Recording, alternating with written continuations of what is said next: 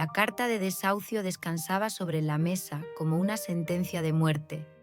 550 euros, 3 meses sin pagar. Las letras bailaban ante mis ojos mientras calculaba mentalmente. Con mi último trabajo de cajera en el supermercado apenas llegaba a los 800 euros. Imposible cubrir la hipoteca y seguir comiendo. Me dejé caer en el pequeño sofá de mi estudio de 30 metros cuadrados, ese mismo sofá donde mamá solía quedarse dormida, con la botella aún en la mano.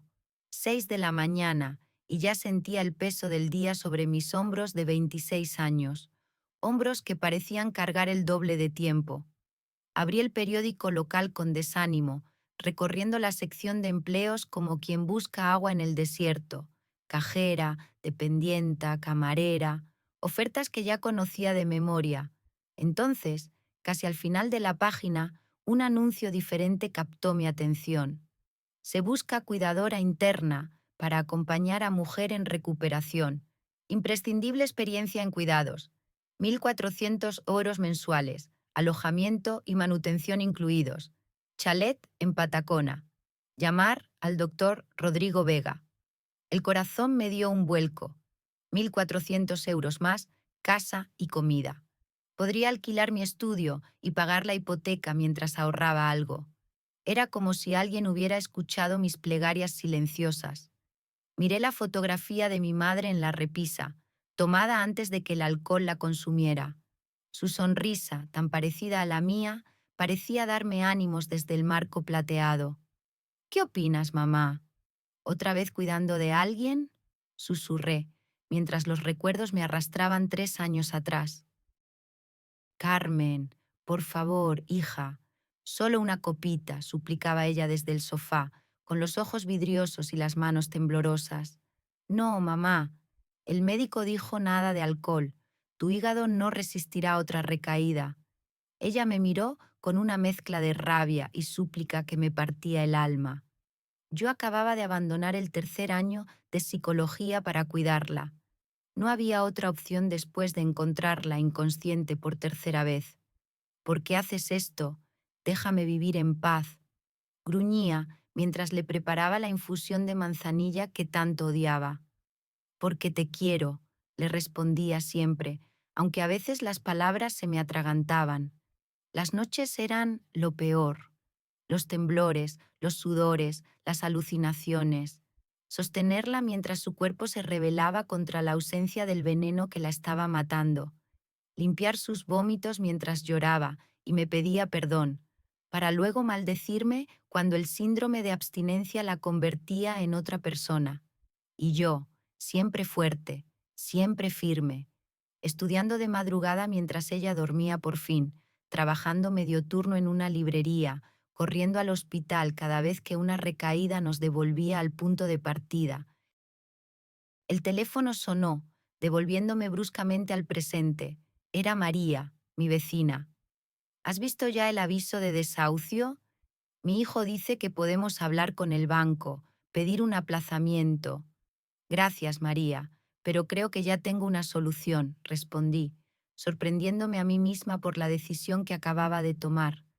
Voy a aceptar un trabajo como cuidadora interna. ¿Estás segura, niña? Después de lo de tu madre, pensé que querrías distanciarte de todo eso. La pregunta me golpeó como una bofetada de realidad. ¿Por qué siempre tengo que ser yo la fuerte? La voz interior emergió desde algún rincón de mi mente, cansada y resentida. 3 años cuidando a mamá hasta que su cuerpo no resistió más. 3 años de mi vida puestos en pausa, de sueños universitarios abandonados, de juventud sacrificada. Es lo que sé hacer, respondí, tragándome las lágrimas. Además, pagan bien y podré conservar el piso. Bueno, si necesitas cualquier cosa, ya sabes dónde estoy. Al colgar, tomé el auricular de nuevo y marqué el número del anuncio. Una voz grave respondió al tercer tono. Doctor Rodrigo Vega. Buenos días. Llamo por el anuncio de cuidadora. Media hora después, tenía una entrevista concertada para esa misma tarde. Me duché rápidamente, eligiendo mi único conjunto formal, una falda negra y una blusa azul claro que había comprado para el funeral de mamá. Necesitaba despejarme, ordenar mis pensamientos. Decidí caminar hasta el mercado central antes de tomar el autobús hacia la Patacona. El bullicio del mercado siempre me había reconfortado, como si la vitalidad de la gente pudiera contagiárseme. Entre los puestos coloridos y los gritos de los vendedores, me detuve frente a un puesto de horchatas. El aroma dulce de la chufa me transportó a los domingos de mi infancia, cuando papá aún vivía y nos llevaba a pasear. Una orsata pequeña, por favor, pedí en valenciano, una pequeña concesión a mis raíces que siempre me hacía sentir más cerca de lo que había perdido. El líquido fresco bajó por mi garganta, reconfortándome como un abrazo desde el pasado. Cerré los ojos un instante, permitiéndome este pequeño placer antes de enfrentar lo que vendría. Al abrirlos, mi mirada se cruzó con el titular de un periódico en un kiosco cercano. Famoso productor musical celebra el progreso en la recuperación de su esposa. La fotografía mostraba a un hombre atractivo de unos 30 y tantos años junto a una cama de hospital donde reposaba una mujer rubia. Debajo, en letras más pequeñas, Sebastián Mendoza agradece al doctor Rodrigo Vega los avances en el estado de Valeria Santos. El vaso de horchata casi se me cae de las manos. El mismo doctor, la misma paciente. Un escalofrío me recorrió la espalda mientras una sensación extraña se instalaba en mi pecho. ¿Coincidencia o señal? Mi móvil vibró con un mensaje de un número desconocido. Señorita Jiménez, le confirmo la entrevista a las 16:00. Traiga su CV y referencias de sus experiencias previas en cuidados. La paciente requiere atención constante, pero no cuidados médicos complejos. Doctor R. Vega. Respiré hondo, arrojé el vaso vacío a una papelera y enderecé la espalda. Algo en mi interior me decía que esta oportunidad podría cambiar mi vida, aunque no sabía si para bien o para mal. Allá vamos, murmuré para mí misma, caminando hacia la parada del autobús. Una última vez, mamá. Una última vez siendo la fuerte. El autobús número 31 apareció en la esquina. Mi futuro, incierto pero inevitable, venía con él. El chalet me dejó sin aliento. 2 plantas de elegante arquitectura mediterránea, con vistas al mar, rodeado por un jardín que parecía sacado de una revista de decoración. Mi pequeño estudio de 30 metros cabría 10 veces en aquella casa. El doctor Rodrigo Vega me recibió en el porche con una sonrisa que no llegaba a sus ojos. Alto, de unos 50 años, vestía un traje impecable que contrastaba con mi modesta falda negra. Señorita Jiménez, puntual. Me gusta, dijo, estrechándome la mano con firmeza calculada. Pase, le mostraré las instalaciones antes de presentarle a la paciente. Lo seguí al interior, donde el lujo continuaba en cada detalle. Suelos de mármol, obras de arte en las paredes, muebles que probablemente costaban más que todo lo que yo había poseído en mi vida. Valeria lleva 8 meses en estado de semi-inconsciencia tras un accidente, explicaba mientras subíamos una escalera de caracol. Puede abrir los ojos, respira por sí misma, pero no responde a estímulos complejos ni se comunica. Su marido, Sebastián Mendoza, ha invertido considerablemente en su recuperación. Ese nombre otra vez, el hombre del periódico. ¿El productor musical? Pregunté, recordando la fotografía que había visto en el kiosco. El doctor se detuvo un instante, escrutándome con interés. Exactamente. Veo que está informada. Mejor así. Sebastián pasa aquí 3 o 4 días a la semana. El resto del tiempo está en Madrid por trabajo. Necesitamos a alguien de confianza durante sus ausencias. Al llegar al segundo piso, Rodrigo se detuvo frente a una puerta entreabierta, donde un hombre corpulento ajustaba algo en una máquina junto a una cama. Mario, ven un momento, llamó el doctor. Quiero presentarte a Carmen Jiménez, posiblemente nuestra nueva cuidadora. El hombre se giró lentamente. Rondaba los 45 años, con una constitución que sugería entrenamiento militar y una mirada que me evaluó de arriba abajo sin disimulo. Mario Vega, mi asistente y técnico de equipos médicos, explicó Rodrigo. Mi sobrino, de hecho, se encarga del mantenimiento de los monitores y dispositivos que controlan el estado de Valeria. Encantado, dijo Mario con voz grave, extendiendo una mano callosa que estreché con cierta incomodidad. Algo en su presencia me inquietaba, como un depredador disfrazado de mascota doméstica. Sus ojos, del mismo color miel que los del doctor, no mostraban la frialdad calculadora de su tío, sino algo más primitivo e inquietante. Mario viene 2 veces por semana a revisar los equipos, continuó explicando el doctor mientras entrábamos en la habitación. Es importante que no se toquen los monitores ni se desconecte nada sin supervisión. La habitación estaba decorada como una suite de hotel de lujo, no como un cuarto de hospital. Y allí, en una cama que parecía flotar en el centro, yacía Valeria Santos. Era hermosa incluso en su estado actual. Cabello rubio extendido sobre la almohada como hilos de oro, facciones delicadas que parecían esculpidas, piel perfecta que contrastaba con la palidez natural de su situación. Los monitores a su lado emitían pitidos suaves y constantes, como una nana mecánica que vigilaba su sueño. Su trabajo consistirá en cuidar de sus necesidades básicas: higiene, cambios posturales, estimulación sensorial según el protocolo que le entregaré, explicaba el doctor mientras yo observaba hipnotizada a la mujer. Tendrá una habitación contigua para estar siempre disponible. ¿Cuál fue exactamente el accidente?, me atreví a preguntar. El doctor intercambió una mirada fugaz con Mario antes de responder. Una caída por las escaleras. Traumatismo cráneoencefálico. Los detalles están en el informe médico que le proporcionaré si acepta el puesto. En ese momento, el sonido de la puerta principal abriéndose y cerrándose llegó hasta nosotros, seguido de pasos apresurados en la escalera. «Debe ser Sebastián», murmuró el doctor. «No lo esperábamos hasta mañana».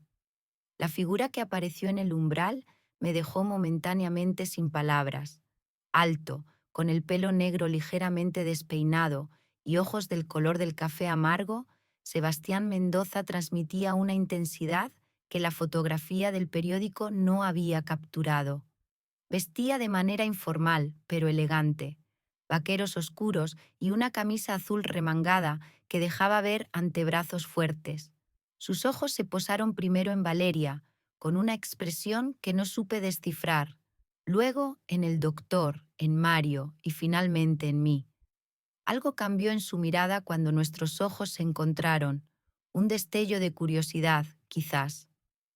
«No sabía que tendríamos visita», dijo con voz grave pero melodiosa, como cabría esperar de alguien dedicado a la música. «Sebastián, esta es Carmen Jiménez», intervino el doctor. «Está aquí por el puesto de cuidadora». Sebastián se acercó y me tendió la mano. Su apretón fue cálido, diferente al del doctor o su sobrino. «Encantado, Carmen. Lamento conocerte en estas circunstancias». «Igualmente», respondí, sorprendida por la sinceridad que percibía en su voz. Se acercó a Valeria y le acarició el cabello con una ternura que contrastaba con la extraña distancia que percibí en sus ojos. «¿Cómo está hoy?», preguntó al doctor sin apartar la mirada de su esposa. «Estable, sin cambios significativos», respondió Rodrigo con tono profesional. «Mario acaba de terminar la revisión semanal de los equipos. Noté cómo la mandíbula de Sebastián se tensaba ligeramente al escuchar el nombre de Mario. ¿Era recelo? ¿Desconfianza?». La incomodidad flotaba en el aire como un perfume demasiado intenso. «Necesito hablar contigo sobre los últimos análisis, Rodrigo», dijo Sebastián. «En privado, si es posible». El doctor asintió. «Por supuesto. Mario, ¿Por qué no le muestras a la señorita Jiménez la cocina y su habitación mientras tanto? Seguía Mario escaleras abajo, incómoda con su silencio. Al pasar junto a una puerta entreabierta, vi lo que parecía un estudio de música: instrumentos, equipos de grabación, paredes insonorizadas. El santuario de Sebastián, comentó Mario, notando mi interés. Pasa más tiempo ahí dentro que con su mujer, incluso antes del accidente. Había algo venenoso en su tono, una insinuación maliciosa que no pasó desapercibida. Antes de que pudiera responder, escuchamos voces elevadas desde el despacho donde Sebastián y el doctor se habían encerrado. Aunque las palabras eran indescifrables, el tono de confrontación era evidente. El dinero siempre trae problemas, comentó Mario, con una sonrisa torcida, sobre todo cuando hay tanto en juego. ¿A qué se refiere?, pregunté, intrigada a mi pesar. A nada en particular, respondió, encogiéndose de hombros. Solo que mantener a Valeria así no es barato. Equipos, medicamentos, personal. Y ahora tú. Todo suma en la cuenta final. Su comentario me inquietó, pero no tuve tiempo de analizarlo. La puerta del despacho se abrió y Sebastián salió con el rostro tenso. Al vernos en el pasillo, su expresión cambió, suavizándose. Se acercó a nosotros con pasos deliberados. Carmen, ¿podríamos hablar un momento? A solas, añadió, mirando significativamente a Mario. El asistente se retiró con una inclinación de cabeza que parecía más burlona que respetuosa. Sebastián me guió hasta una terraza que daba al jardín trasero y al mar en la distancia. Perdona la escena de antes, dijo, pasándose una mano por el pelo. Esta situación pone a prueba los nervios de todos. Lo entiendo, respondí, aunque realmente no podía imaginar lo que estaba pasando. Se apoyó en la barandilla, mirando hacia el horizonte donde el sol comenzaba a descender. ¿Tienes experiencia con pacientes en estado de coma? No exactamente, admití, pero cuidé a mi madre durante 3 años. Ella tenía problemas de adicción, requería atención constante. Sebastián me miró con una intensidad que me hizo sentir desnuda, como si pudiera ver cada cicatriz emocional que llevaba dentro. La quise, ¿sabes?, dijo de repente, volviendo la mirada hacia el mar. A Valeria, la quise con locura, pero no supe cuidar de su alma. Quizás si hubiera prestado más atención. La confesión inesperada me dejó sin palabras. Había una fragilidad en él que contrastaba con su éxito profesional, como si todas sus canciones de éxito y su dinero no hubieran podido protegerlo del dolor. A veces no podemos salvar a quienes amamos, dije finalmente, pensando en mi propia madre. Por mucho que lo intentemos. Una sonrisa triste se dibujó en sus labios. Eres diferente a las otras candidatas, comentó. Ellas hablaban de sus titulaciones, de sus conocimientos técnicos. Tú hablas desde la experiencia vivida. El sol poniente bañaba su rostro con una luz dorada, suavizando sus facciones, haciendo brillar sus ojos oscuros. El puesto es tuyo, si lo quieres, declaró, sorprendiéndome. Puedes empezar mañana mismo. Una brisa marina agitó mi cabello mientras consideraba su oferta. Mi instinto me decía que había más en aquella casa, en aquellas personas, de lo que podía ver a simple vista. Tensiones ocultas, secretos enterrados, quizás incluso peligros que no podía identificar. Pero también había una hipoteca que pagar, sueños de terminar mis estudios algún día y una extraña conexión con este hombre herido que parecía necesitar tanto ayuda como su esposa inconsciente. Acepto, respondí, extendiendo mi mano para sellar el acuerdo. Sus dedos cálidos envolvieron los míos y por un instante sentí que acababa de firmar un pacto con consecuencias que ni siquiera podía imaginar. Bienvenida a nuestra familia rota, Carmen, dijo, con una sonrisa que no ocultaba del todo la sombra en sus ojos. Espero que encuentres aquí lo que buscas y que nosotros encontremos en ti lo que necesitamos. 3 semanas, 21 días observando el rostro inexpresivo de Valeria, buscando signos de conciencia que nunca llegaban. Mi rutina se había vuelto tan meticulosa como vacía.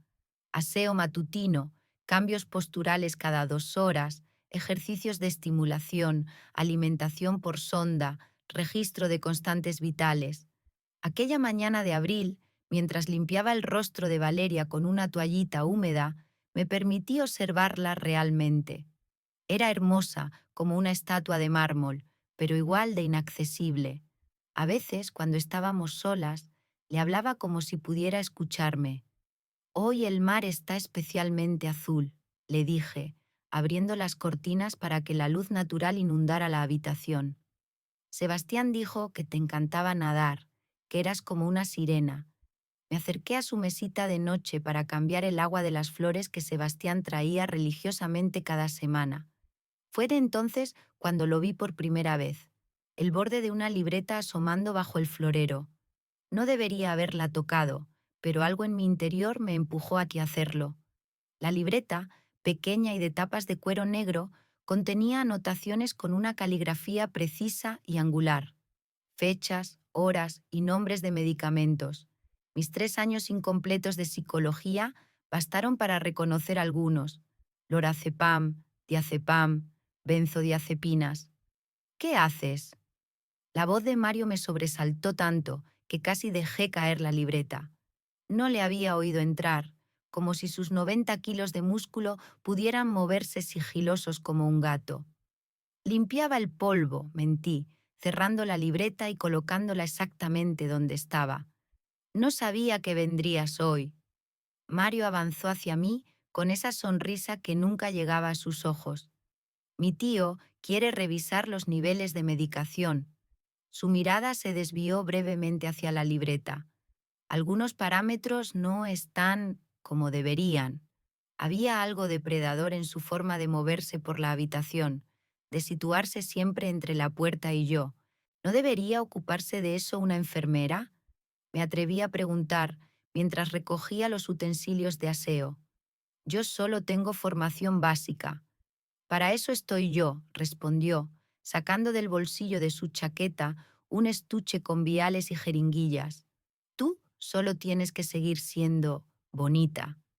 La forma en que pronunció la última palabra me provocó un escalofrío. Si no me necesitas, iré a preparar el almuerzo, dije, intentando mantener mi voz firme. Mario se limitó a sonreír mientras preparaba lo que parecía una inyección. Cuando pasé junto a él hacia la puerta, su mano se cerró alrededor de mi muñeca, no con fuerza suficiente para lastimarme, pero sí para demostrar que podría hacerlo si quisiera. Carmen, susurró, inclinándose hacia mi oído. Las cuidadoras curiosas no duran mucho en esta casa. Me solté con un movimiento brusco y salí de la habitación, con el corazón latiendo como un pájaro asustado contra mi pecho. Solo cuando llegué a la cocina me permití respirar profundamente. ¿En qué me he metido?, pensé, mientras mis manos temblorosas cortaban verduras para la sopa. ¿Por qué necesitaría Valeria esas dosis de benzodiazepinas si ya está en coma? Esa noche, Sebastián llegó tarde. Lo encontré en el estudio de música, sentado frente a un piano de cola negro, tocando suavemente una melodía melancólica que parecía salir directamente de su alma herida. «Es preciosa», dije desde el umbral. «¿Es nueva?». Se sobresaltó ligeramente, pero sonrió al verme. «La estoy componiendo para Valeria, para cuando despierte», explicó, haciéndome un gesto para que entrara. «¿Cómo ha ido el día?». Dudé. Una parte de mí quería contarle sobre la libreta, sobre las benzodiazepinas, sobre la amenaza velada de Mario, pero otra parte, la que recordaba cómo el doctor Rodrigo desestimaba sistemáticamente cada una de mis observaciones sobre Valeria, me aconsejaba cautela. «Normal», respondí finalmente, sentándome en un taburete cercano. El doctor Vega y Mario vinieron a revisar su medicación. Sebastián frunció el ceño levemente. «¿Mario otra vez? Se supone que solo viene los martes y viernes». Dijo que tu esposa necesitaba un ajuste en su tratamiento. Sus dedos se tensaron sobre las teclas, produciendo un acorde disonante. Cada vez que preguntan por los detalles del tratamiento, me hablan de protocolos experimentales y me piden más financiación. Murmuró más para sí mismo que para mí. A veces me pregunto. Se detuvo abruptamente, como si hubiera dicho demasiado. Sus ojos oscuros buscaron los míos, evaluando, midiendo. Carmen, ¿has notado algo extraño? Con Valeria, con los tratamientos. Era mi oportunidad, pero las palabras de Mario resonaban en mi cabeza. Las cuidadoras curiosas no duran mucho en esta casa. Necesitaba este trabajo, necesitaba el dinero para la hipoteca, para eventualmente retomar mis estudios, y quizás, aunque no quisiera admitirlo, necesitaba a Sebastián, esa conexión inesperada que había surgido entre nosotros a través del dolor compartido. Encontré una libreta, dije finalmente en voz baja, con anotaciones sobre benzodiazepinas, lorazepam, diazepam, dosis altas. Sebastián se puso pálido. ¿Estás segura? Asentí. Estudié 3 años de psicología antes de dejarlo para cuidar de mi madre. Conozco esos medicamentos. Son sedantes potentes y las dosis anotadas, negué con la cabeza. No tienen sentido para alguien en el estado de Valeria. Se levantó bruscamente y comenzó a caminar por la habitación, pasándose las manos por el pelo en un gesto que ya reconocía como señal de su agitación. El doctor me dijo que estaba administrando estimulantes para intentar provocar una respuesta neurológica, no sedantes, murmuró. Esto no tiene sentido. ¿Has visto los informes médicos completos? Pregunté. ¿Los análisis de sangre? Solo resúmenes. Rodrigo dice que los detalles son demasiado técnicos. Me miró con una intensidad que me estremeció. Necesito esa libreta, Carmen. Mario me vio con ella. Creo que sospecha. Sebastián se detuvo frente a mí, arrodillándose para quedar a mi altura. Sus manos tomaron las mías, cálidas y seguras. Te protegeré, lo prometo. Algo en su mirada, en la firmeza de su promesa, me hizo creer que era posible, que no estaba sola en aquella casa de secretos y amenazas veladas. Intentaré conseguirla, prometí. Durante los 3 días siguientes, Mario apareció cada mañana con alguna excusa diferente. Ajustar equipos, cambiar goteros, revisar monitores, pero sus ojos nunca me abandonaban, siguiéndome por la habitación como un depredador paciente. Una tarde, mientras Valeria dormía, o lo que fuera que hiciera en su estado de inconsciencia perpetua, me encontré mirándola fijamente, buscando respuestas en su rostro sereno. ¿Qué te están haciendo realmente?, susurré. ¿Y por qué? Como siempre, no hubo respuesta, solo el pitido monótono de los monitores y el suave subir y bajar de su pecho. Pero cuando me incliné para ajustar su almohada, mi corazón dio un vuelco, su mano se movió. No fue un espasmo involuntario como los que había observado antes.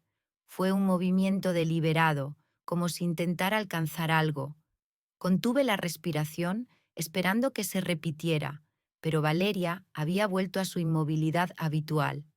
¿Me lo había imaginado? Esa noche no pude dormir. La imagen de la mano de Valeria moviéndose, la libreta con las anotaciones de benzodiazepinas, las miradas amenazadoras de Mario, la confianza que Sebastián había depositado en mí. Todo giraba en mi mente como piezas de un rompecabezas que no encajaban. Me levanté en la madrugada y me dirigí sigilosamente a la habitación de Valeria. Necesitaba ver la libreta otra vez, confirmar mis sospechas, encontrar alguna prueba que convenciera a Sebastián de que algo oscuro estaba ocurriendo en aquella casa. La habitación estaba en penumbra, iluminada solo por el tenue resplandor de los monitores. Me acerqué a la mesita de noche y con dedos temblorosos busqué la libreta bajo el florero. No estaba. Busqué en los cajones, bajo la cama, entre los equipos médicos. Nada. No deberías estar aquí. La voz de Mario, surgiendo de la oscuridad como una pesadilla materializada, me heló la sangre. Estaba sentado en un sillón en la esquina más oscura de la habitación, observándome. ¿Cuánto tiempo llevaba allí? Yo creí escuchar una alarma, tartamudeé. Vine a comprobar que todo estuviera bien. Mario se levantó lentamente. La luz verdosa de los monitores dibujaba sombras siniestras en su rostro.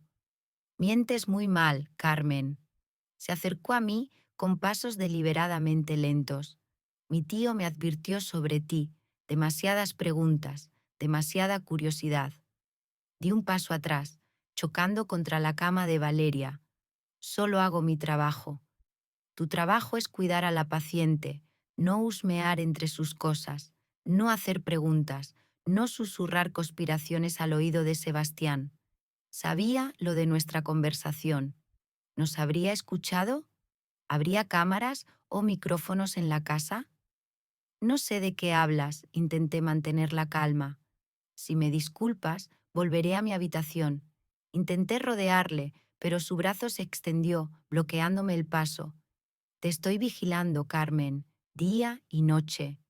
Su voz era suave, pero cargada de amenaza. Si fuera tú, empezaría a buscar otro trabajo, o mejor aún, otra ciudad. En ese momento, como un milagro inesperado, la puerta se abrió y la figura de Sebastián apareció recortada contra la luz del pasillo. ¿Qué ocurre aquí?, preguntó con voz tensa. Mario retrocedió con una sonrisa falsa. La señorita Jiménez estaba preocupada por un ruido. Yo pasaba para comprobar los niveles de medicación. ¿A las 3 de la mañana? Sebastián avanzó hacia nosotros. No recuerdo haber autorizado medicación nocturna, Mario. Órdenes del doctor Vega, respondió Mario con un encogimiento de hombros. Pero ya que estás aquí, puedo volver mañana. Se deslizó hacia la puerta con esa gracia inquietante que contradecía su corpulencia. Al pasar junto a mí, murmuró tan bajo que solo yo pude oírlo. Esto no ha terminado. Cuando la puerta se cerró tras él, mis piernas cedieron y me dejé caer en una silla. ¿Estás bien? Sebastián se arrodilló frente a mí, sus ojos escrutando mi rostro con preocupación. ¿Te ha hecho daño? Negué con la cabeza, incapaz de articular palabras. La libreta desapareció, logré decir finalmente. Y Valeria, hoy movió la mano, no fue un espasmo, fue un movimiento controlado, como si estuviera intentando comunicarse. Sebastián me miró fijamente, procesando mis palabras. ¿Estás completamente segura? Lo estoy, pero el doctor Rodrigo dirá que lo imaginé, como siempre. Nadie me cree. Un sollozo inesperado escapó de mi garganta. La tensión acumulada, el miedo, la frustración, todo emergió de golpe, sobrepasando mis defensas. ¿Por qué sigo aquí si nadie me cree? Murmuré entre lágrimas. Sebastián tomó mi rostro entre sus manos, secando mis lágrimas con los pulgares. Yo te creo, Carmen, dijo con fiereza. Te creo, y juntos vamos a descubrir qué está pasando realmente en esta casa. El despacho del doctor Rodrigo permanecía vacío durante sus ausencias, un santuario prohibido al que nadie debía entrar. Pero aquella mañana, aprovechando que tanto él como Mario habían salido a recoger unos equipos especiales, según habían anunciado, me armé de valor. La puerta cedió con un suave chasquido. El corazón me latía tan fuerte que temía que alguien pudiera escucharlo en el silencio sepulcral de la casa. Solo Valeria y yo estábamos allí, y ella, bueno, ella no podía delatarme. El despacho era un espacio aséptico, dominado por un escritorio de cristal y estanterías repletas de libros médicos. Sebastián había partido esa madrugada hacia Madrid para reunirse con su discográfica. Volveré mañana, me había prometido con un apretón en el hombro que se demoró más de lo estrictamente necesario. Fui directamente al escritorio. Los cajones superiores contenían material de oficina, nada relevante. El del medio estaba cerrado con llave. El inferior se abrió sin resistencia, revelando carpetas ordenadas alfabéticamente. Busqué la B de Valeria, pero no encontré nada. Estaba a punto de rendirme cuando lo vi. Un pequeño maletín negro bajo el escritorio, asegurado con un candado de combinación. Probé el año de nacimiento de Valeria que había visto en su historial. Nada. El del doctor Rodrigo, según había mencionado una vez.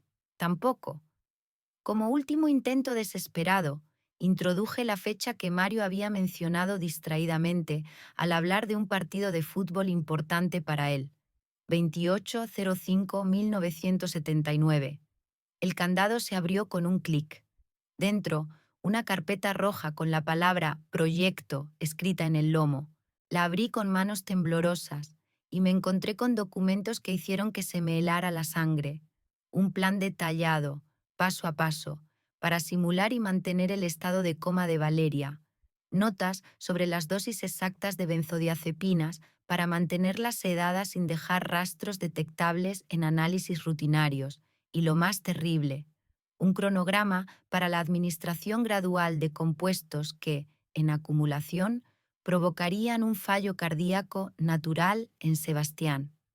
Dios mío, susurré, mientras las piezas encajaban en mi mente. Más abajo, encontré un contrato de seguros a nombre de Valeria, con Sebastián como beneficiario, y otro a nombre de Sebastián con Valeria como beneficiaria. La suma total ascendía a más de 1 millón de euros, además del patrimonio musical y propiedades. En una anotación al margen, con la caligrafía que ya reconocía como la del doctor, había escrito: recuperación milagrosa prevista para junio. Secuela emocional justifica comportamiento errático y acceso a cuentas. Lo comprendí todo. Valeria y el doctor Rodrigo planeaban asesinar a Sebastián, fingir que ella despertaba milagrosamente del coma y quedarse con todo su dinero.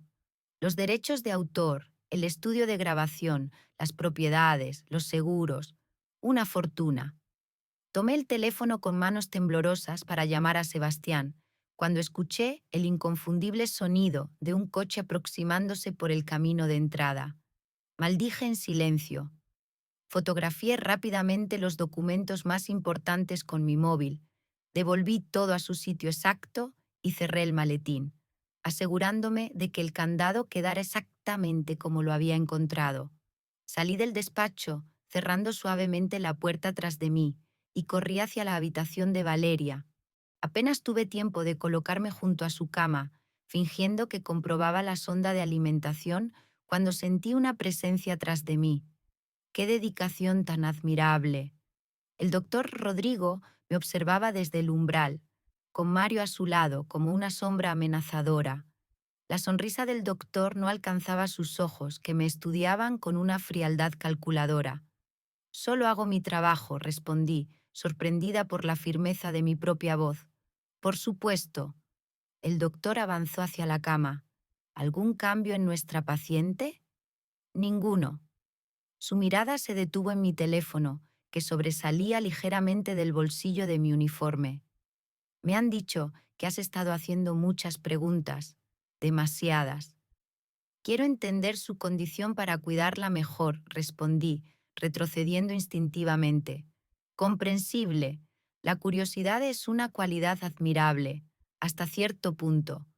Sus ojos se encontraron con los míos, y lo que vi en ellos me heló la sangre. No había nada humano allí, solo el cálculo frío de quien sopesa las opciones para eliminar un obstáculo.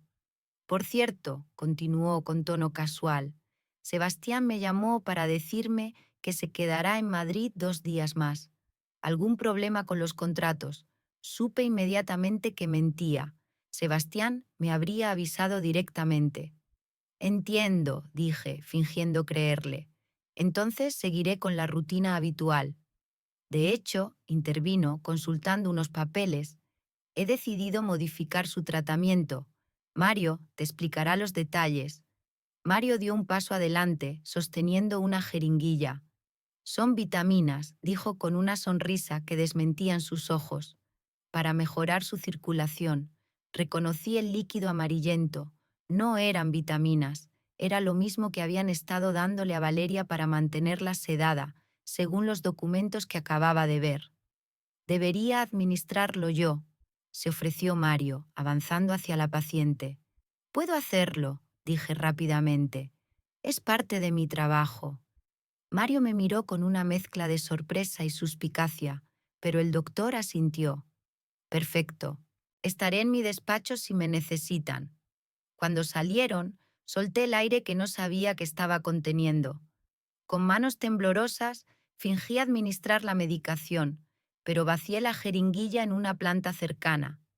No sabía si Valeria estaba realmente inconsciente o solo sedada, pero no pensaba contribuir a mantenerla en ese estado. Me incliné sobre ella y susurré: si puedes oírme, voy a ayudarte a salir de aquí, pero también sé lo que planeas y no permitiré que dañes a Sebastián. Por un instante, casi imperceptible, su párpado tembló. No fue mi imaginación. Ella estaba consciente, atrapada en su propio cuerpo por las drogas que le administraban. Salí de la habitación con una decisión tomada. Necesitaba pruebas, necesitaba a Sebastián y, sobre todo, necesitaba tiempo. La arena cálida de la playa de la Malvarrosa se colaba entre mis dedos mientras observaba el Mediterráneo extenderse hasta el horizonte. Había conseguido un permiso de 2 horas para asuntos personales, dejando a Valeria al cuidado de una enfermera externa que el doctor había contratado ocasionalmente. Sospechaba que era para mantenerme vigilada.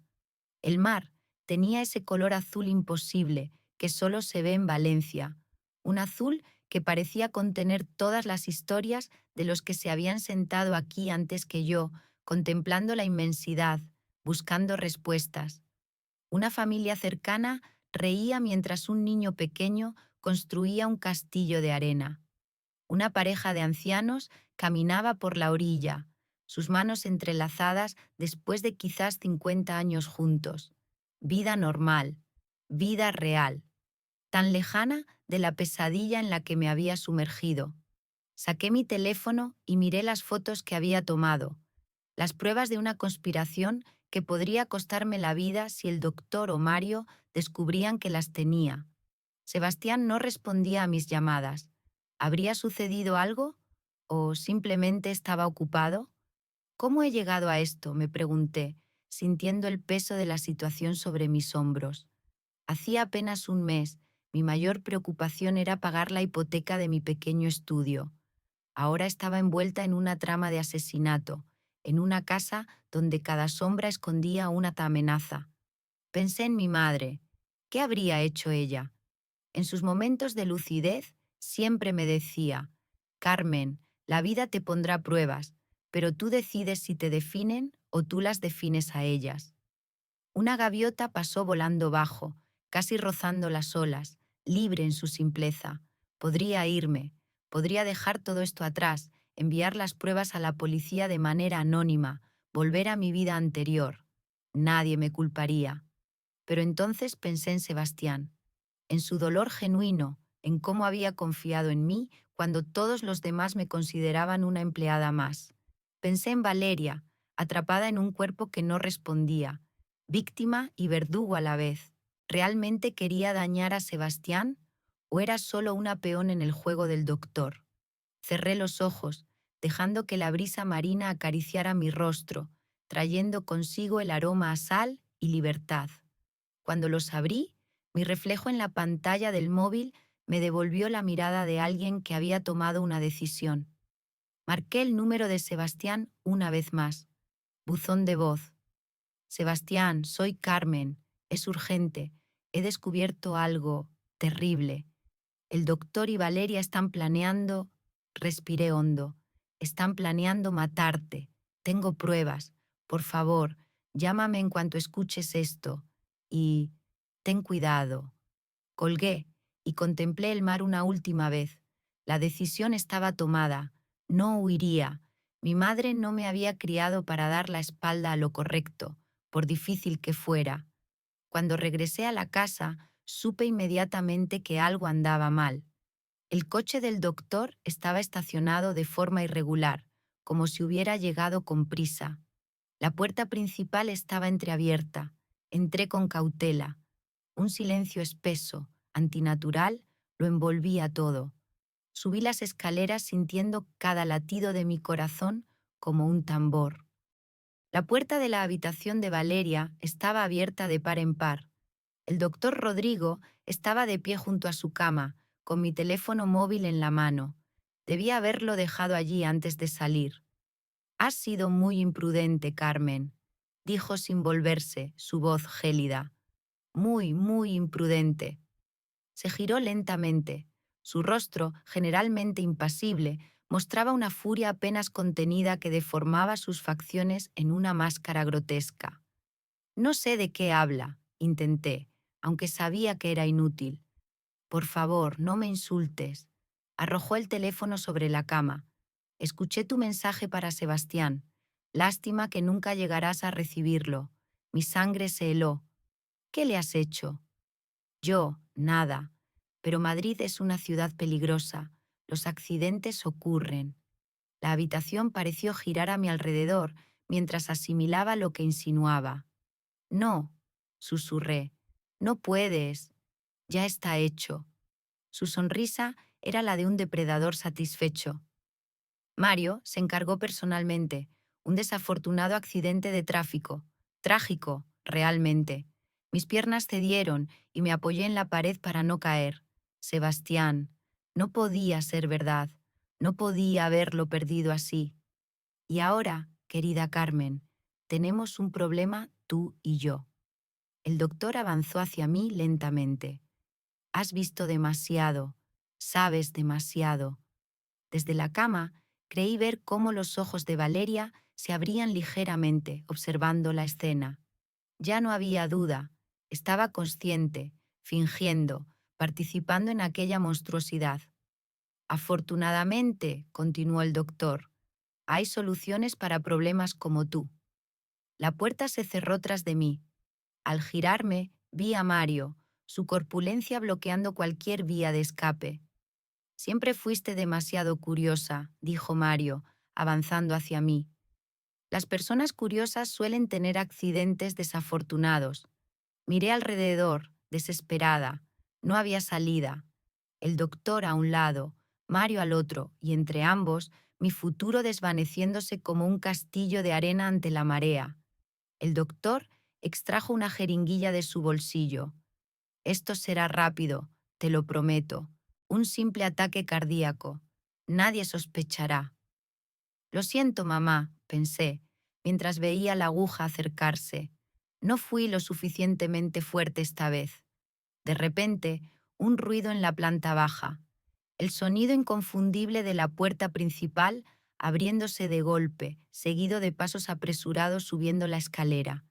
«Carmen». La voz de Sebastián resonó como un milagro inesperado.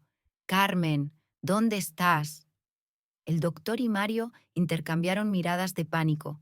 Por un segundo, nadie se movió. Fue todo lo que necesité. «Aquí», grité con todas mis fuerzas. «Sebastián, cuidado, quieren matarte».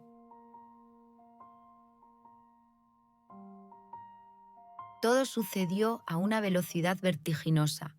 La puerta se abrió de golpe y Sebastián apareció, su rostro desencajado por la angustia. Al vernos, su expresión se transformó en pura incredulidad. «¿Qué está pasando aquí?», exigió, su mirada saltando del doctor con la jeringuilla en la mano a Mario bloqueando la puerta. «Sebastián, es una trampa», grité. «Valeria no está en coma, la mantienen sedada. Planean matarte para quedarse con tu dinero». El doctor Rodrigo compuso rápidamente su rostro en una máscara de profesionalismo. «Señor Mendoza, me temo que la señorita Jiménez ha estado sufriendo episodios de paranoia. Estaba a punto de administrarle un sedante leve para calmarla». «Mentira», dije, avanzando hacia Sebastián. «Tengo pruebas, fotos de sus documentos, del plan para envenenarte gradualmente». «Delirios», intervino Mario, dando un paso amenazador hacia mí. «Quizás deberíamos llamar a un especialista». Sebastián me miró intensamente, buscando la verdad en mis ojos. Luego dirigió su mirada hacia la cama donde Valeria yacía inmóvil, con los ojos cerrados. Carmen me llamó, dijo lentamente. Me contó suficiente para que contactara con un laboratorio independiente. Revisaron muestras de mi sangre de mi último chequeo. El doctor palideció visiblemente. Una medida innecesaria que... Encontraron trazas de diazepam y otras sustancias que nunca me recetaron, le interrumpió Sebastián, su voz vibrando de rabia contenida. Sustancias que, en acumulación, provocarían un fallo cardíaco, exactamente como sospechaba Carmen. Por un segundo, nadie se movió. El tiempo pareció suspenderse en aquella habitación, donde cada uno calculaba su próximo movimiento. Fue Mario quien rompió el hechizo. Con la velocidad de un depredador, se lanzó sobre mí, agarrándome por el cuello y colocando un objeto metálico contra mi sien. Un cuchillo, comprendí con horror. ¡Atrás! Gruñó a Sebastián. Un paso más y le rebano la garganta. Sebastián se detuvo, las manos en alto. Mario, no cometas una locura, dijo el doctor, su voz traicionando nerviosismo. Esto tiene solución. ¿Solución? Mario soltó una risa áspera. Nos ha descubierto, lo sabe todo. ¿Y tú? Miró con odio a Sebastián. Deberías estar muerto ya. El freno de tu coche no falló como debería. La policía viene en camino, dijo Sebastián con voz controlada. Suéltala y quizás podamos negociar. ¿Negociar? Mario apretó más el cuchillo contra mi piel y sentí un dolor agudo cuando la punta rompió ligeramente la superficie. No hay negociación posible. Con un movimiento brusco me arrastró hacia atrás, manteniendo el cuchillo contra mi garganta. Tú, toma sus llaves, ordenó al doctor. Nos vamos de aquí. Ella viene con nosotros como seguro. El doctor Rodrigo, su fachada de control completamente desmoronada, buscó frenéticamente en los bolsillos de Sebastián hasta extraer un juego de llaves. Ahora, salimos por detrás, continuó Mario. Un movimiento sospechoso y ella muere.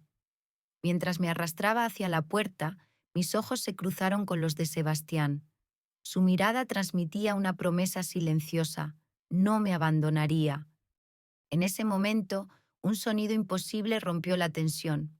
Una voz áspera por el desuso, pero inconfundible. No lo hagas, Mario. Todos nos volvimos hacia la cama, incrédulos. Valeria estaba sentada, sus ojos completamente abiertos y alertas, observándonos con una lucidez que contradecía su supuesto estado. La sorpresa hizo que Mario aflojara ligeramente su agarre. Fue todo lo que necesité. Con un movimiento que no sabía que era capaz de realizar, hundí mi codo en su estómago con todas mis fuerzas, giré y empujé el cuchillo lejos de mi garganta. Mario rugió de dolor y furia. Su puño se estrelló contra mi mandíbula, enviándome al suelo. Sebastián se lanzó sobre él, pero Mario era más fuerte. De un empujón brutal, lanzó a Sebastián contra la pared, donde cayó aturdido. El doctor Rodrigo aprovechó la confusión para huir por el pasillo. Mario, comprendiendo que la situación se había complicado irremediablemente, sacó un encendedor de su bolsillo. Si nos hundimos todos, gruñó, acercando la llama a las cortinas.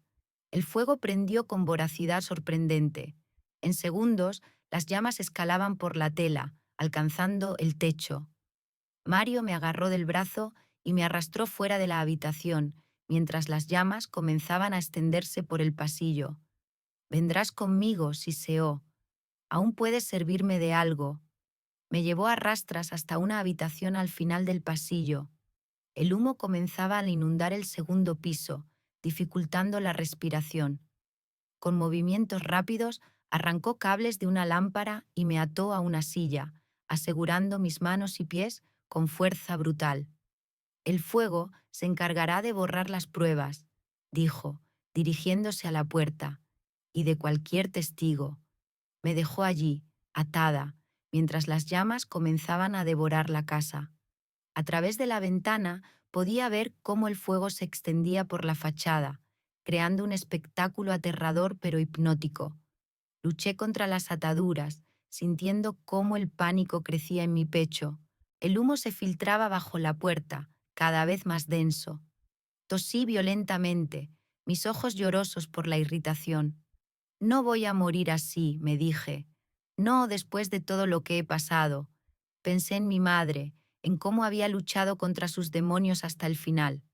Pensé en Sebastián y en la promesa silenciosa en su mirada. Con renovada determinación, mecí la silla hasta volcarla. El impacto fue doloroso, pero logré que la madera crujiera. Continué golpeándola contra el suelo, ignorando el dolor en mis muñecas donde los cables cortaban mi piel. Al tercer impacto, uno de los brazos de la silla se rompió. Liberé una mano y trabajé frenéticamente para desatar la otra. El humo era cada vez más espeso, haciendo que cada respiración fuera una agonía. Finalmente libre, me arrastré hacia la puerta. La madera estaba caliente al tacto, señal de que el fuego esperaba al otro lado. Busqué desesperadamente otra salida. La ventana. Era mi única opción. Me acerqué tambaleante. Estaba en el segundo piso. La caída sería peligrosa, pero no necesariamente mortal. Abrí el cristal y el aire fresco me golpeó. Un breve respiro antes de lo que debía hacer. Cuando me preparaba para saltar, la puerta se abrió de golpe. A través de una cortina de humo negro apareció Sebastián, su camisa sobre la boca para filtrar el aire. «¡Carmen!», gritó al verme. «Gracias a Dios». Corrió hacia mí y me tomó en sus brazos. «Hay que salir de aquí», dije entre toses. «La casa va a derrumbarse». Asintió, guiándome hacia el pasillo. El fuego había consumido gran parte del segundo piso, convirtiendo lo que antes era un hogar de lujo en un infierno ardiente. «Valeria», exclamé de repente, «¿dónde está?» «La saqué primero», respondió, ayudándome a bajar las escaleras que crujían amenazadoramente bajo nuestros pies. «Está fuera, a salvo». El calor era insoportable, las llamas nos rodeaban como bestias hambrientas. Sebastián me protegía con su cuerpo mientras avanzábamos hacia la puerta principal, ahora apenas visible a través del humo. Con un último esfuerzo salimos al exterior. El aire fresco llenó mis pulmones, provocándome un ataque de tos. Sebastián me alejó de la casa en llamas, guiándome hasta el jardín donde Valeria estaba sentada en un banco, pálida, pero consciente. Nos derrumbamos en el césped, exhaustos y aturdidos, mientras contemplábamos cómo el fuego devoraba la mansión. Las sirenas de los bomberos se escuchaban a lo lejos, pero parecían pertenecer a otro mundo. «Como en las fallas», murmuró Sebastián a mi lado, su voz ronca por el humo. «El fuego purifica lo falso y permite que nazca lo nuevo». En ese momento comprendí lo apropiado de la comparación. Las fallas, esa tradición valenciana en la que enormes esculturas satíricas son consumidas por las llamas cada marzo, simbolizando la purificación y el renacimiento. Así ardía ahora esta casa de mentiras y conspiraciones. Valeria nos observaba desde su banco, su expresión indescifrable. Ya no era la paciente indefensa, sino una mujer que había participado en un plan terrible. «Lo siento», dijo, su voz aún débil por el desuso. «No quería que acabara así». «¿Cómo querías que acabara?», preguntó Sebastián, la amargura tiñendo cada palabra. «¿Conmigo muerto y tú disfrutando de mi dinero con Rodrigo?» Ella bajó la mirada, incapaz de sostener la de su marido. «Al principio solo iba a ser la separación», murmuró, «pero Rodrigo tenía deudas de juego, necesitaba dinero rápido. La idea del coma fue suya». «¿Dónde están ellos?», pregunté, mirando alrededor. «Rodrigo escapó en su coche», respondió Sebastián. «Mario, no lo sé. Quizás sigue dentro». Como respondiendo a su duda, un estruendo resonó cuando parte del techo se derrumbó. Las llamas se elevaron hacia el cielo, iluminando la noche que había caído sin que nos diéramos cuenta. «La policía los encontrará», aseguró Sebastián, tomando mi mano. «Tengo las pruebas que fotografiaste. Las envié a mi abogado antes de venir». Apoyé la cabeza en su hombro, mi cuerpo finalmente cediendo al agotamiento. Mientras las sirenas se acercaban y el fuego continuaba su danza destructiva, pensé en cómo mi vida había cambiado en apenas un mes. Había llegado buscando un trabajo, una forma de pagar mis deudas, y me había encontrado en medio de una conspiración mortal. A lo lejos, el horizonte comenzaba a teñirse con los primeros colores del amanecer, un nuevo día que nacía de las cenizas de la noche más larga de mi vida. Como en las fallas, repetí, entendiendo profundamente el simbolismo. El fuego quema las mentiras para que la verdad pueda renacer.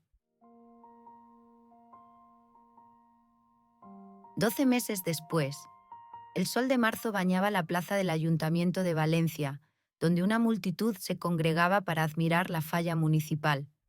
Me ajusté el vestido, acariciando suavemente la curva de mi vientre, que albergaba ya 5 meses de vida.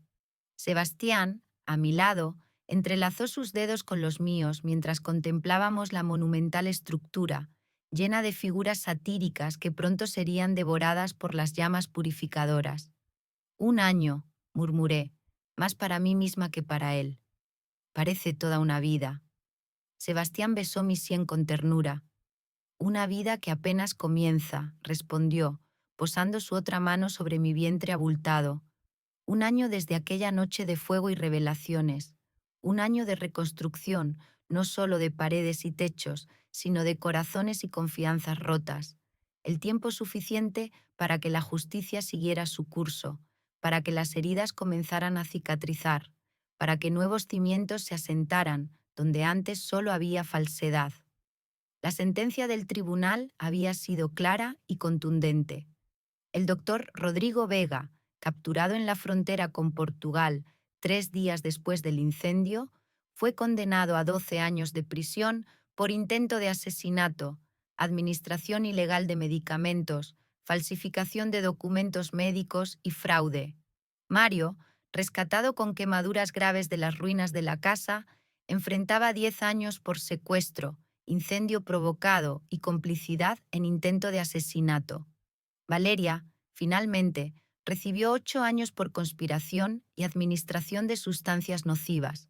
El caso había captado la atención de los medios durante semanas. El fraude del coma, lo habían llamado. Las fotos que tomé aquel día resultaron fundamentales para la condena, junto con mi testimonio y las pruebas toxicológicas de las muestras de sangre de Sebastián. ¿En qué piensas?, preguntó él, sacándome de mis recuerdos. En todo y en nada, respondí, apoyándome en su hombro. En cómo la vida puede cambiar tanto en tan poco tiempo. Sebastián asintió, su mirada fija en los ninots que conformaban la falla, esperando su incineración ritual. ¿Recuerdas lo que dije aquella noche, mientras la casa ardía? Como en las fallas, recité, el fuego purifica lo falso y permite que nazca lo nuevo. Exacto. Y míranos ahora. Sonreí, reconociendo la profunda verdad en sus palabras. De las cenizas de aquella noche había surgido algo inesperado, un amor nacido del dolor compartido, de la confianza forjada en la adversidad, de dos almas rotas que se habían reconocido y sanado mutuamente. Comenzamos a caminar entre la multitud, saludando ocasionalmente a conocidos. Valencia era ahora nuestro hogar permanente. Sebastián había vendido el estudio de Madrid, prefiriendo construir uno nuevo cerca del pequeño chalet que habíamos comprado en Lorta, rodeado de campos de naranjos y a pocos minutos de la playa. Tu madre estaría orgullosa, comentó, refiriéndose a mi reciente graduación. Licenciada en psicología, y con honores. Me sonrojé ligeramente. Los estudios a distancia habían sido exigentes, especialmente durante los primeros meses tras el incidente, cuando las pesadillas me despertaban casi cada noche. Pero Sebastián había estado allí, sosteniendo mi mano en la oscuridad, recordándome que ya no tenía que ser fuerte sola. El dinero de la venta de mi pequeño estudio, sumado a la indemnización por daños y perjuicios que recibí tras el juicio, me había permitido pagar la hipoteca y financiar el resto de mi carrera.